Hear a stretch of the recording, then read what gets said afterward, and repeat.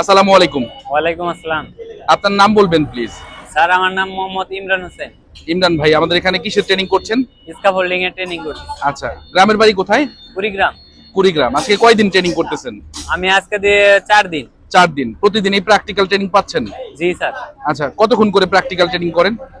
এই সকাল 9টা থেকে বিকাল 6টা বা 5টা পর্যন্ত। আচ্ছা, তার মানে কন্টিনিউ ট্রেনিং চলমান থাকে। জি স্যার। আচ্ছা, কি মনে হয় যে আমাদের এখানে যে স্কাফোল্ডিং এর ট্রেনিং করতেছেন, এখান থেকে কি আসলে কিছু শিখতে পারতেছেন? অবশ্যই স্যার, অনেক কিছু শিখতে পারছি। আচ্ছা, আপনাদের যিনি ট্রেনার আছে, যিনি শিক্ষক আছেন, উনি কি সঠিকভাবে আপনাদের দিক জি নির্দেশনা দেন? স্যার, সঠিকভাবে দিক নির্দেশনা দেয়। আচ্ছা, আসলে ট্রেনিং করার পরে কি মনে হয় যে কোথাও গিয়ে কাজ করা যাবে? অবশ্যই স্যার, কাজ করা যাবে। কাজ করা যাবে, তাই তো? জি আচ্ছা, স্যার।